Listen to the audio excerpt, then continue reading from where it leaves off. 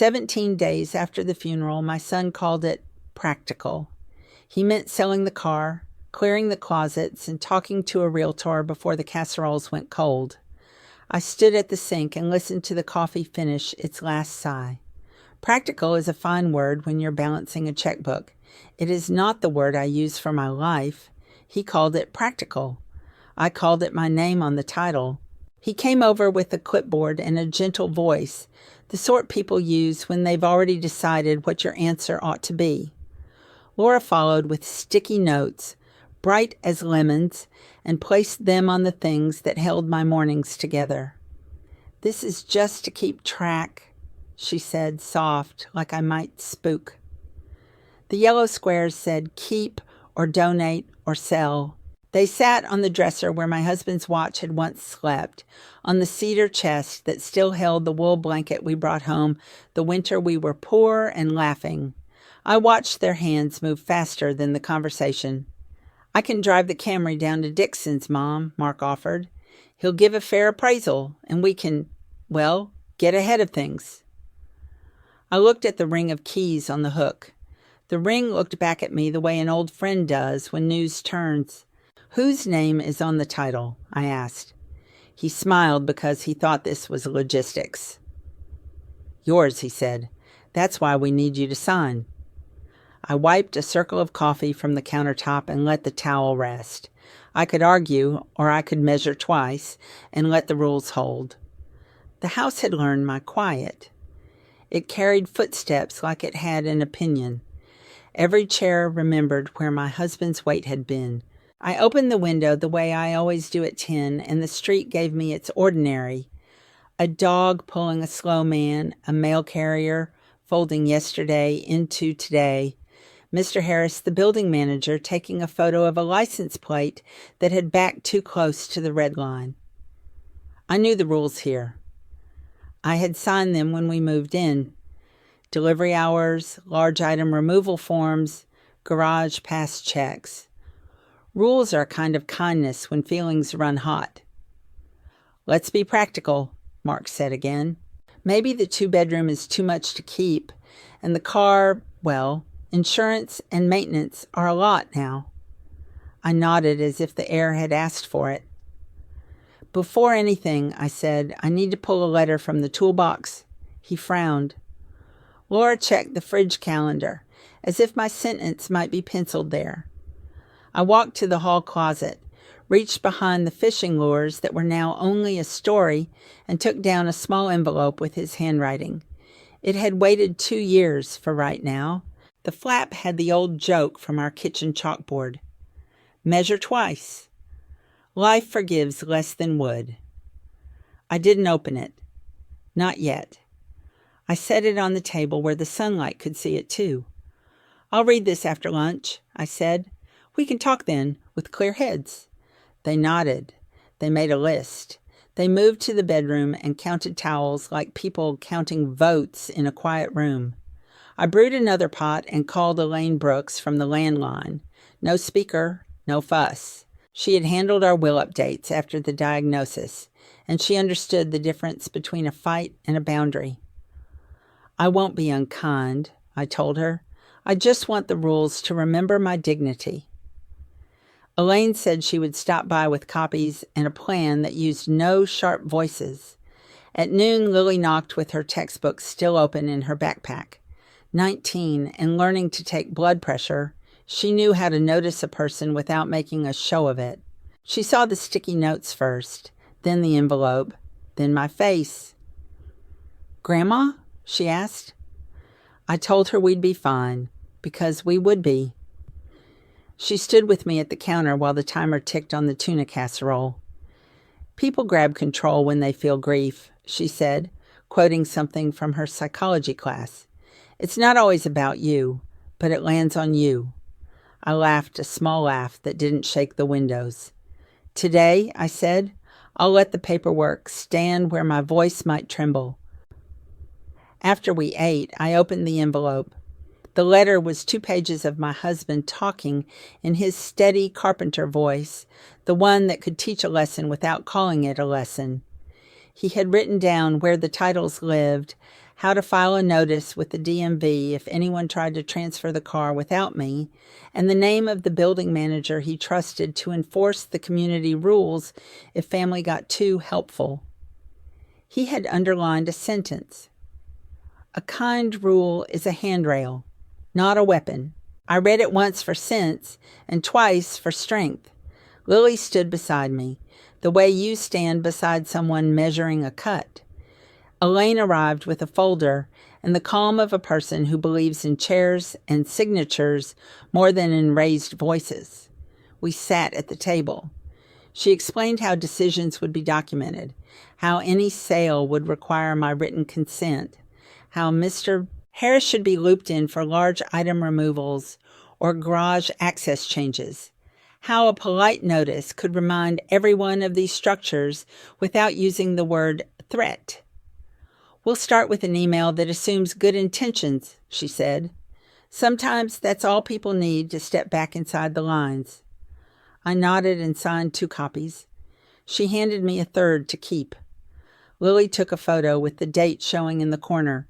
When Mark and Laura returned to the kitchen, Elaine greeted them as if this were any Tuesday. She thanked them for caring so actively. She used the phrase coordination and offered to be the point person so they could be less burdened by process. Laura looked relieved. Mark looked like a man turning a key that didn't quite fit. We're just trying to get ahead of expenses, he said. Of course, Elaine replied. Getting ahead is best done with clarity, titles, consent, time windows, and the building's procedures. I've CC'd Mr. Harris so logistics don't rest on family shoulders. She slid the email draft forward. No blame, no heat, just the handrail. At 6, Mr. Harris rang and spoke with Laura in the doorway. He's a tall man with a gift for sounding firm and kind at once. He explained the garage policy again and pointed to the section about vehicle removal requiring the registered owner or written authorization. He added a line about how the loading dock hours protect everyone's peace. We can schedule a pickup or appraisal with notice, he said. I'll help you with the forms. Laura thanked him, the way people thank seatbelts after a sudden stop. Mark nodded and said he understood. He did not meet my eyes. That was all right. Boundaries are easier to look at than to look through. The next morning I found a note on the counter. Mark had taken the spare key to Run It by Dixon's. I called Mr. Harris. He said he'd already seen the car try to leave and had asked the driver to park by the office until he could confirm the authorization. He had printed the policy and handed it over with a highlighter mark. No scene, Mr. Harris said. Just the rule and a pen. Elaine forwarded the email she'd sent earlier. It was waiting in Mark's inbox with the subject line, Coordination to Reduce Stress. The phrase reduced no stress for him, I imagine, but it did make a path back to center. Natural consequences, applied gently. Laura came by near noon with a pie and an apology that didn't use the word sorry, but carried its weight. I got ahead of myself, she said. Grief makes lists, I guess. I opened the drawer and gave her a roll of blue painter's tape. Let's move the notes to a staging sheet, I said. We can write what each thing means to me and what it might mean to you. Then we'll decide together, later. She exhaled in a way that sounded like winter leaving a window. We took the lemon squares off the dresser and wrote down stories instead. The wool blanket from our cold winter, the mixing bowl with a chip the size of a thumbnail, the glass bird my sister gave me when we mended something that had needed mending for 20 years. At 2, Lily and I drove to the DMV with Elaine's checklist folded in my purse. We didn't need to file anything that day, not yet, but I wanted the forms in my hands. The clerk had a face that belonged to someone who had seen every kind of hurry. She explained the process for replacing a title, for reporting an attempted unauthorized transfer, for noting a change of address. None of it was dramatic. All of it was structure. On the way home, Lily said her classmates posted videos about setting boundaries, and most of them sounded like arguments. "This," she said, tapping the sealed envelope I had put back in my purse, "is a quieter way." We returned to find Mark on the phone by the window, his voice low and clipped. He hung up when he saw me and tucked his hands in his pockets, the way boys do when they are trying to be men in a room that remembers them learning. "Mom," he began, "I felt like you were shutting me out." I shook my head.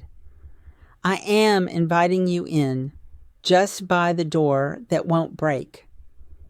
He stared at the email on the table. He read the word consent as if it were a new brand of cereal he wasn't sure he liked. "We can revisit the car later," I said. "Today I'd like you to help me go through the tool drawer. Your father's pliers have a bite that needs oil." He smiled despite himself. We oiled the hinge that always squeaked at a bad time. We set aside the duplicates. We found 3 tape measures because men who measure twice often own 2 spares. In the back of the drawer lay a second envelope with my husband's hand, thinner now, as if even ink remembers illness. I didn't open that one either. Not yet. I put it with the letter we had already used like a map. "What's in it?" Mark asked. "Probably more of the same," I said. "Reminders that fences are not insults. They're how neighbors stay neighbors." That evening, I sent a short message to the family group. "Thank you for your help. From now on, decisions about the house and car will be written, scheduled, and copied to Elaine and Mr. Harris. I appreciate your understanding. Practical can be kind when it uses the right tools." Lily added a heart. Laura added a thumbs up.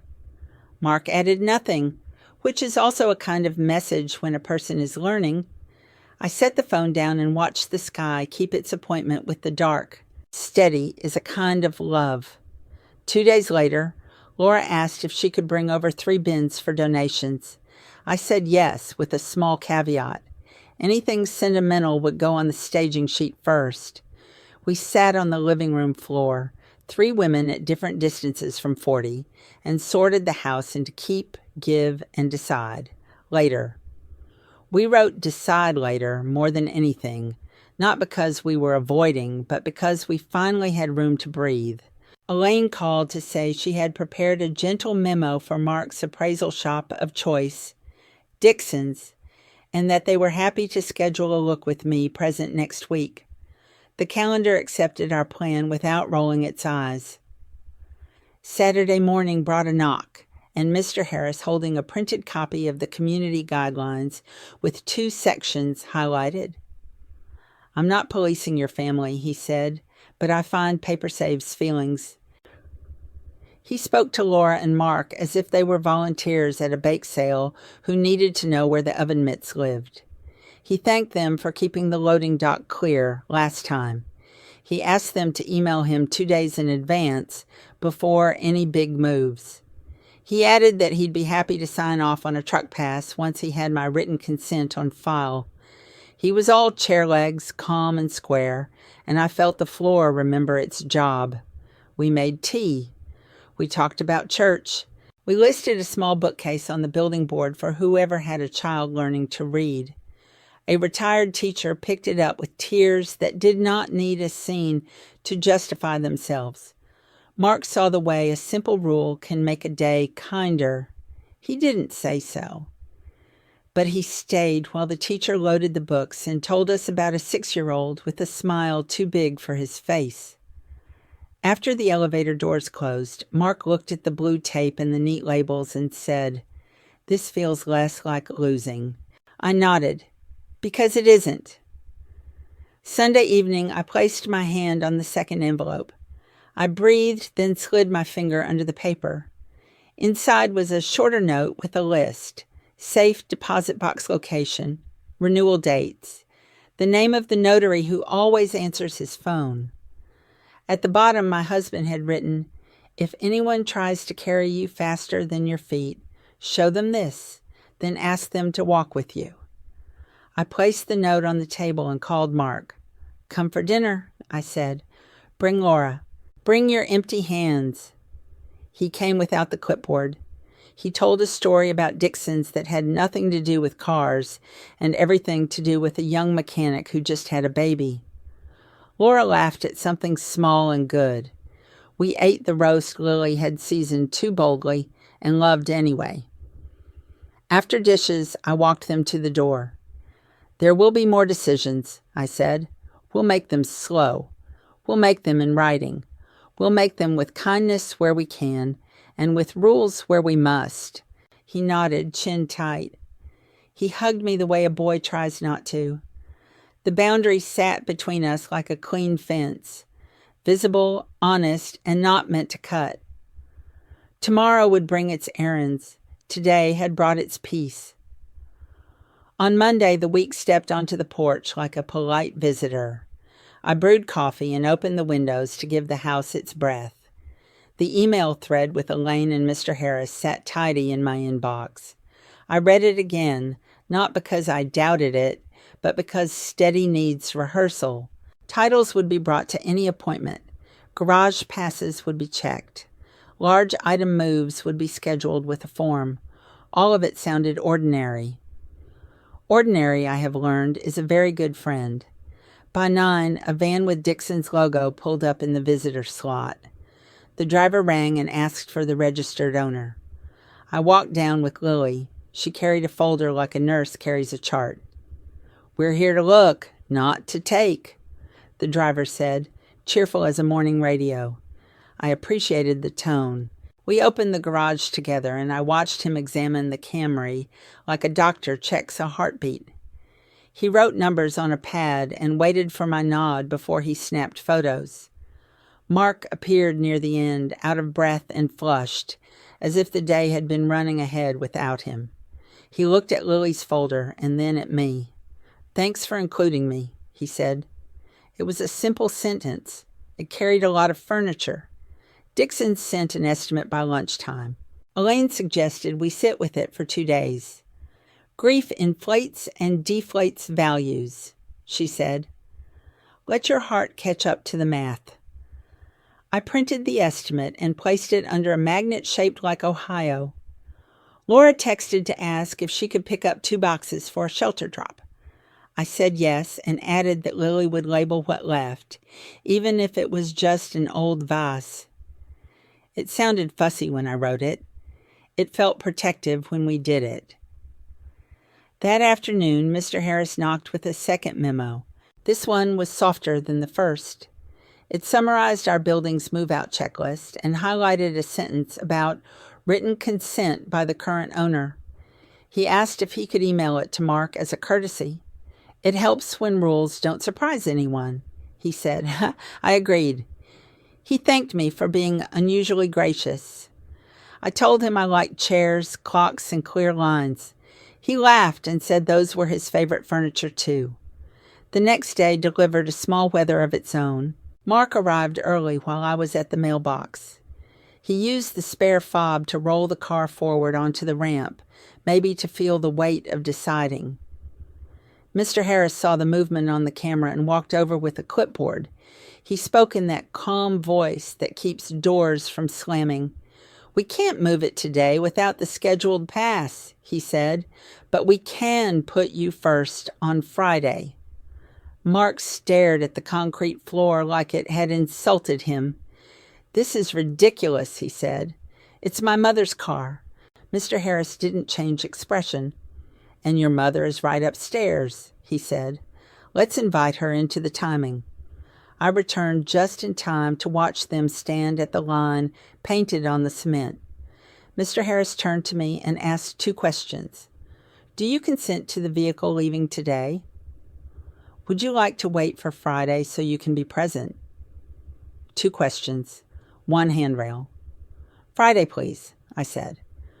Mark exhaled in a way that sharpened the air, but he nodded. Natural consequences do not humiliate. They steady the room. We went upstairs and drank water like it had a job to do.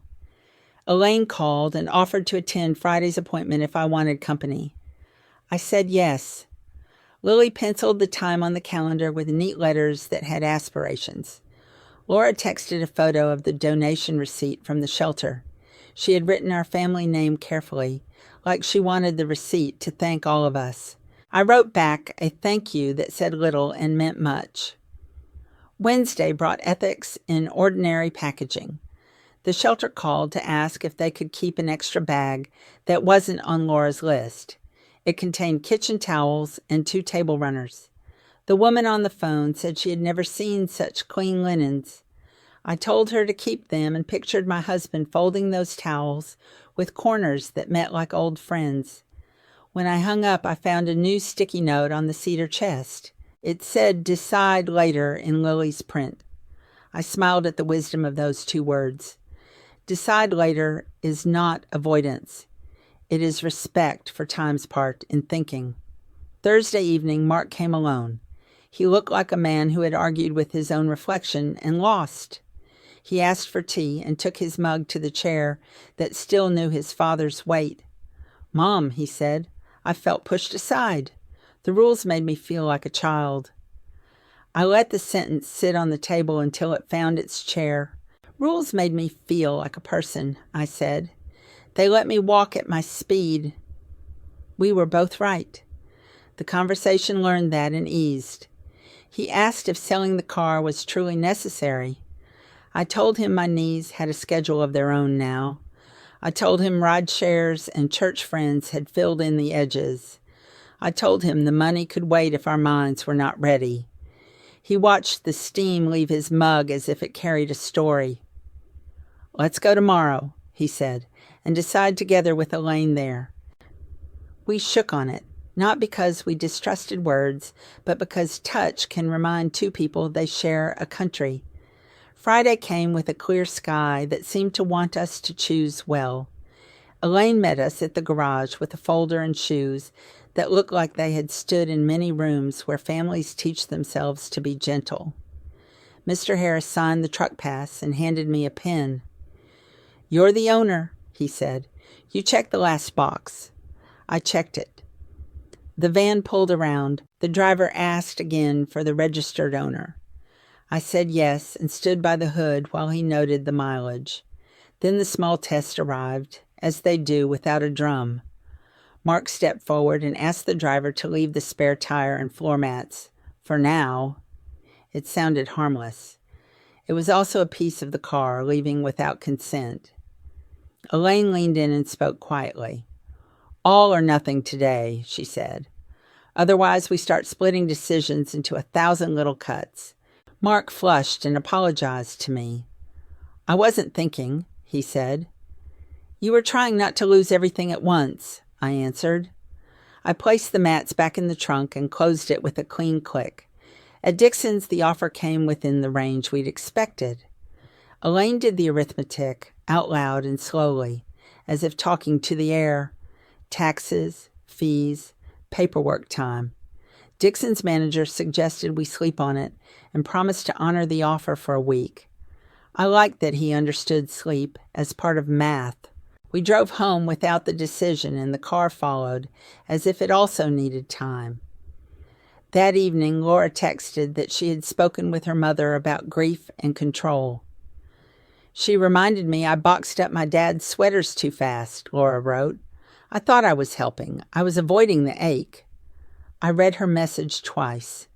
Then I wrote one sentence back. "We can carry ache without rearranging the furniture." She sent a single heart back, and the phone went quiet like a closed drawer. Saturday, Lily came by with flashcards for a class on patient autonomy. She asked if she could practice by explaining consent forms to me. I said yes and listened to my granddaughter teach me how grown people keep their choices even when bodies change. We clapped at the end, the way people clap after a hymn that tells a simple truth. She made us grilled cheese that was too buttery and perfect anyway.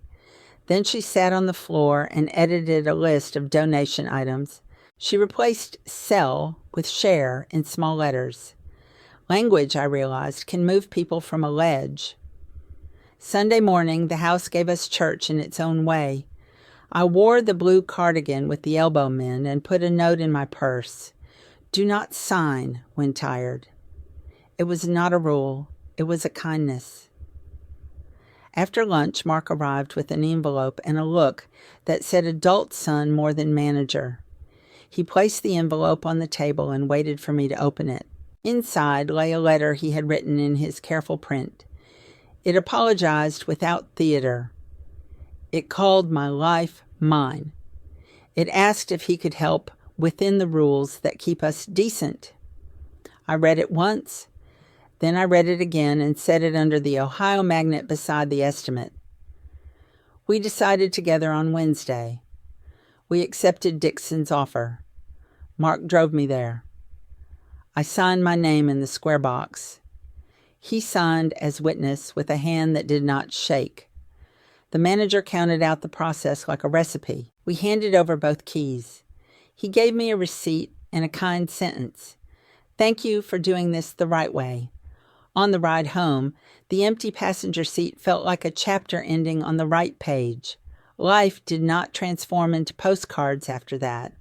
There were still bends and corners and the war between a junk drawer and the word purge. But we had a map, and the map had handrails. We used them often. 2 weeks later, I asked everyone to come for dinner. I made chicken with lemon and roasted potatoes. The house smelled like it remembered Sunday. Laura brought a salad big enough to make the table look generous. Mark arrived with flowers, slightly wilted from an honest walk. Lily came last, carrying a thumb drive and a careful expression. Grandpa asked me to deliver this one day, she said. I forgot until now. She plugged it into the television, and my husband's face appeared, older and dear. He spoke in that modest way that made even a hard truth sit kindly. He talked about tools, about measuring twice, about how love isn't loud when it's working. Then he said a sentence I had never heard him say. If you ever try to carry your mother faster than her feet, walk beside her instead. He looked straight into the camera like he could see the room we were in. Then he smiled and told a terrible joke about screws and patience. We laughed. We cried a little. The room did not crack. When the screen went dark, no one rushed to fill it with words. We sat inside the quiet like a porch in late summer. Finally, Mark cleared his throat and said what needed saying. I crossed a line, he said. I thought I was saving us. I was erasing you. He looked at me with a boy's apology and a man's promise. I'll walk beside you. Laura reached for my hand and squeezed in agreement. Lily exhaled as if she had been holding a small, concerned breath in the back of her heart. We made a plan that fit all our feet. Mark would handle utility calls after I reviewed the scripts Elaine drafted.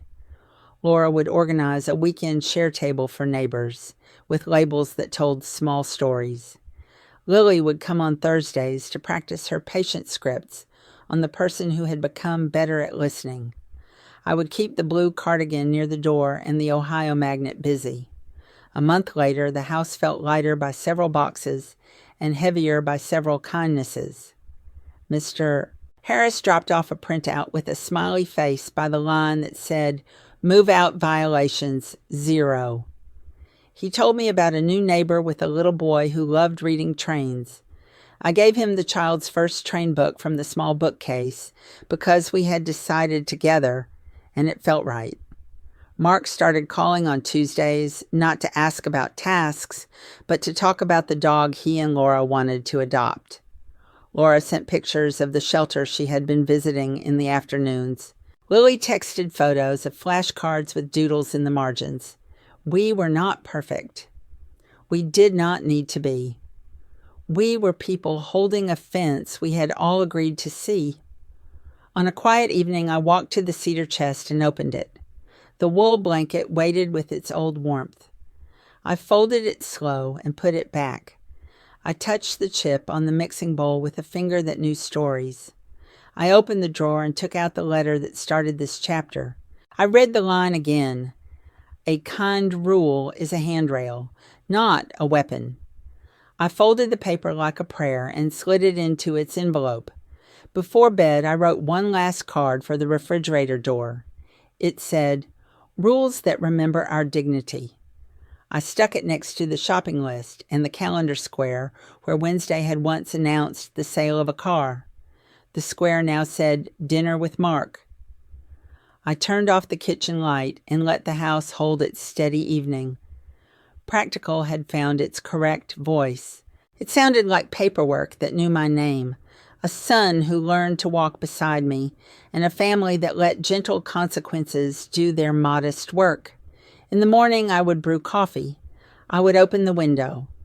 The street would give me its ordinary, and I would give it mine. The mailbox would hold bills and maybe a card that said hello. The porch would keep its patient watch.